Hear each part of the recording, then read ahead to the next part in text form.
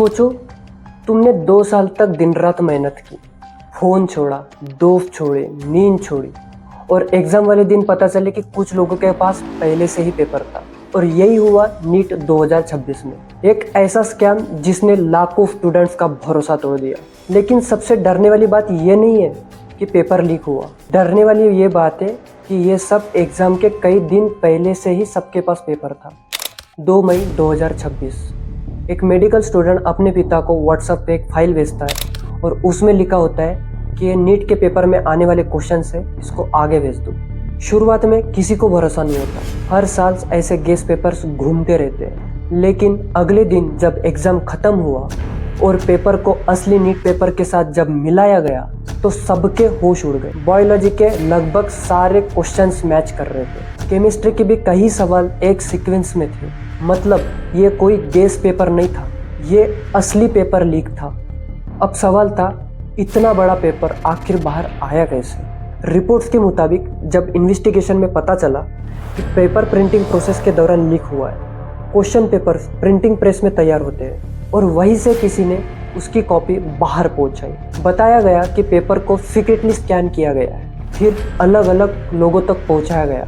धीरे धीरे ये पेपर कोचिंग नेटवर्क्स, एजेंट्स और स्टूडेंट तक पहुंचने लगा। लेकिन सबसे शॉकिंग चीज़ ये थी, कुछ स्टूडेंट के पास क्वेश्चंस एग्जाम से कई दिन पहले थे और यहीं से शुरू हुआ करोड़ों रुपए का खेल। कुछ जगहों पर स्टूडेंट से लाखों रुपए लिए गए, कई हैंड रिटन गेस पेपर बनाए गए ताकि किसी को डायरेक्ट लीक का शक ही ना हो।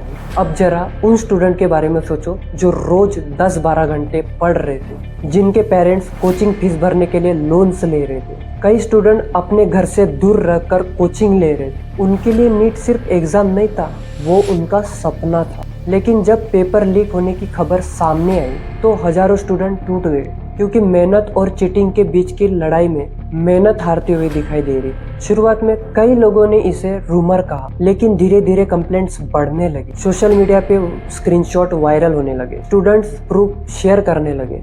फिर एजेंसीज ने इन्वेस्टिगेशन शुरू की। इन्वेस्टिगेशन जैसे जैसे आगे बढ़ी वैसे वैसे एक नाम ऐसे सामने आया जिसने पूरे मामले की ओर ज्यादातर शॉकिंग बना दी। पीवी कुलकर्णी, एक ऐसा इंसान जो कभी महाराष्ट्र के एक बड़े कॉलेज में केमिस्ट्री प्रोफेसर थे। रिपोर्ट्स के मुताबिक वो एनटी के एग्जाम प्रोसेस से जुड़ा हुआ था और यही से पूरा खेल शुरू हुआ। बताया गया कि चुनिंदा कुछ स्टूडेंट को इम्पोर्टेंट गेस्ट क्वेश्चन के नाम पर सोशल क्वेश्चन रटवाए जाते थे ताकि किसी को डायरेक्ट पेपर लीक का शक ना हो। लेकिन नीट एग्जाम वाले दिन जब वही क्वेश्चन पेपर दिखाई दिए तो स्टूडेंट को समझ में आ गया कि सिर्फ गेस्ट पेपर नहीं था, ये लीक कंटेंट था। धीरे धीरे स्क्रीनशॉट वायरल होने लगे, नाम सामने आने लगे, सीबीआई इन्वेस्टिगेशन शुरू हुई। फिर 2 दिन पहले सीबीआई ने पीवी कुलकर्णी को गिरफ्तार कर लिया। अब एजेंसीज ये पता लगाने की कोशिश कर रही है क्या वो अकेला था या इस पूरे नेटवर्क में और भी बड़े लोग शामिल थे। और आखिर को नीट 2026 एग्जाम को कैंसिल करने का फैसला लिया गया, यानी लाखों स्टूडेंट को फिर से एग्जाम देना पड़ेगा। सोचो, जिस स्टूडेंट ने ऑलरेडी पूरा प्रेशर झेला हो उसे फिर से वही प्रोसेस करना पड़ेगा।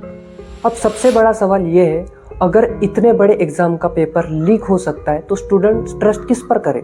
हर साल लाखों बच्चे डॉक्टर बनने का सपना लेकर एग्जाम देने आते हैं, लेकिन जब सिस्टम ही वीक लगे तो फ्रस्ट्रेशन आना नॉर्मल है। और यही वजह है कि इस स्कैम ने सिर्फ एग्जाम नहीं, पूरे एजुकेशन सिस्टम पर सवाल खड़े कर दिए। अगर आप एक नीट एस्पिरेंट हो तो हमेशा मेरी एक बात याद रखना, गलती सिस्टम की हो सकती है लेकिन हार मान लेना यह तुम्हारी गलती होगी। अपना बेस्ट देते रहो और हिम्मत मत हारो। धन्यवाद।